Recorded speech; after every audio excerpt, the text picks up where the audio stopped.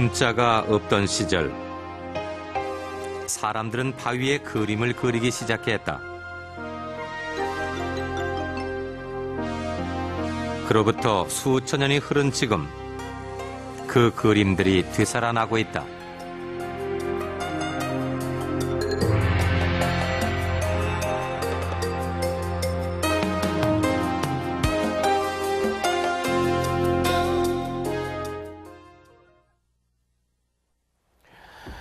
암각화는 말 그대로 바위에 그린 그림을 말합니다.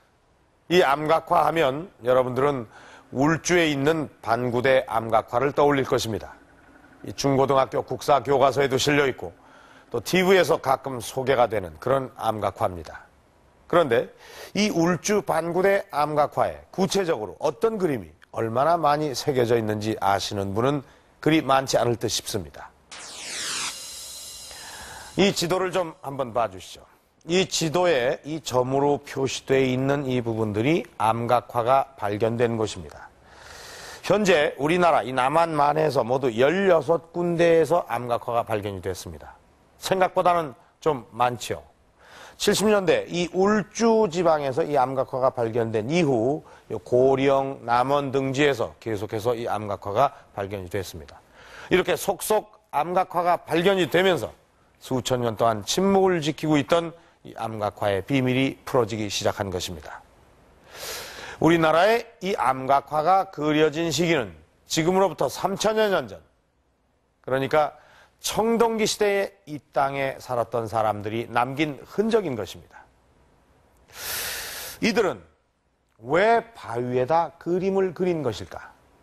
그리고 그 그림을 통해서 무엇을 이야기하려고 한 것일까? 이러한 그 의문을 풀어보는데 가장 단서가 되는 것은 우리나라 16군데 암각화 중에서 가장 사실적인 그림이 그려진 울주 반구대 암각화입니다. 오늘 역사 스페셜에서는 이 울주 반구대 암각화를 통해서 3000년 전 이 땅에 살았던 사람들을 만나보도록 하겠습니다. 지난 1971년 세상이 주목했던 반구대는 울산을 가로지르는 태화강 상류에 위치해 있다. 울산만에서 태화강을 따라 서북쪽으로 약 26km 가면 만날 수 있는 곳이다. 태화강의 한 지류인 대곡천, 굽이진 계곡이 기암절벽과 어우러진 이곳은 경관이 빼어난 곳이다. 더구나 야트막한 산으로 둘러싸여 있어 겨울인데도 아늑한 느낌을 준다. 나는 한 2번 그렇게 해봤는데 이곳에서 암각화가 발견된 건 우연이었다. 30여 년 전 불교유적 조사차 이곳에 왔던 동국대학교 문명대 교수가 바위에서 진귀한 그림들을 발견한 것이다. 그림이 새겨진 곳은 병풍처럼 들어서 있는 절벽들 중 가장 넓고 평평한 부분이다. 그러나 근처에 사연댐이 있어 물이 조금만 불어나도 그림이 물에 잠기게 돼 1년 중 그림을 제대로 볼 수 있는 날은 그리 많지 않다. 다행스럽게도 가까이 다가가자 그림들이 모습을 드러냈다. 우선 눈에 띄는 건 각종 동물 그림들이다. 수천 년 전에 살던 사람들이 새겼다고는 믿어지지 않을 정도로 그림의 윤곽은 제법 선명하게 남아있다. 고기 같은 게 보여요. 뭐 그런 건 그렇게 가장 많은 데가 이쪽입니다. 이쪽에가 겹쳐서 아마 우리가 서서 새기가 가장 좋은 데가 이 부분입니다. 그래서 여기까지 앞면이 이렇게 바위가 이렇게 형성되어 있는데 지금은 뻘로 덮여 있지만은 옛날에 가장 파기가 좋은 데가 요 면입니다. 요 면인데 지금 현재 이게 떨어져 나가는 면까지 합쳐서 요 중심을 중심으로 해서 요것을 중심으로 해서 수많은 그림들이 겹쳐 이렇게 수백 년 동안 혹은 또 1000년 이상을 그런 식으로 조성해 나왔다 이렇게 생각됩니다.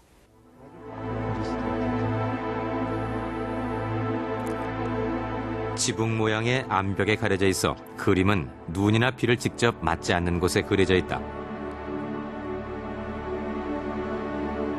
그림이 주로 그려진 부분은 바위면의 중앙 부분으로 넓이 6m, 높이 3m 정도에 일일이 쪼아서 형태를 만든 그림들이 밀집돼 있다. 한 이 안면 속에 대개 한 230 종류의 동물들이 이렇게 있습니다만은 이것은 그 밑에 주로 깔려 있는 겹쳐 있는 것을 제외한 것입니다. 그래서 만약에 거기까지 하면은 300구가 넘는 그러한 동물들이 꽉 차게 이렇게 있습니다. 이것은 세계에서는 유례가 없는, 암각에서는 유례가 없는 우리나라의 유일한 그런 예라고 이렇게 생각하시면 되겠어요.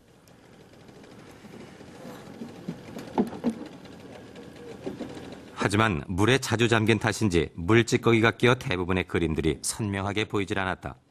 더구나 주변에 흩어져 있는 그림까지 있어 300여 점의 암각화가 한눈에 들어오지 않았다.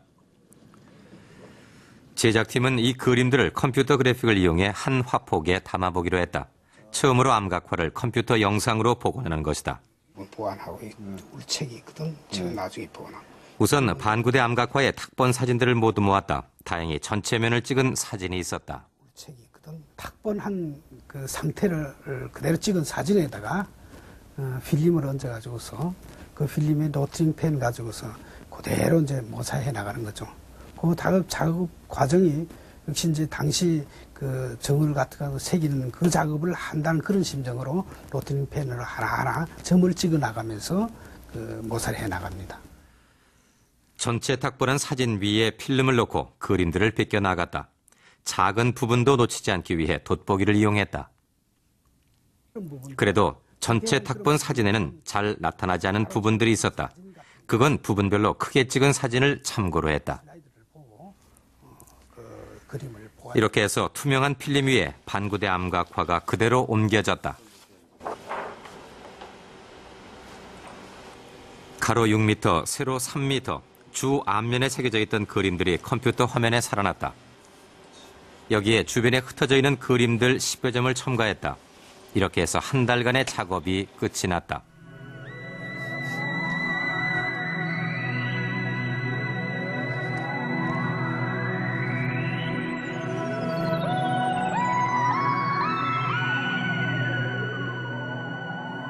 이제야 바위면에 새겨진 그림들이 선명하게 드러났다. 그리고 어떤 그림들이 어떻게 바위면을 차지하고 있는지 한눈에 알 수 있었다. 그림은 크게 바닷동물과 육지동물로 나눌 수 있다. 요동치듯 몸을 꿈틀거리는 것이 실제 헤엄치는 모습을 연상시킨다.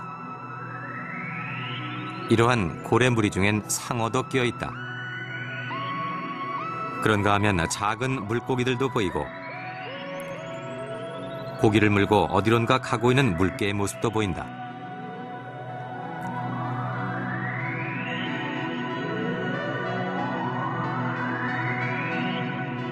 이번엔 육지 동물들을 보자.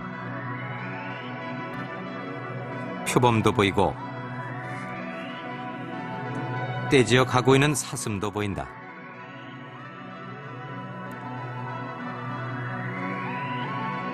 이렇게 초식 동물에서부터 맹수까지 다양한 육지 동물들이 암각화에는 등장하고 있다.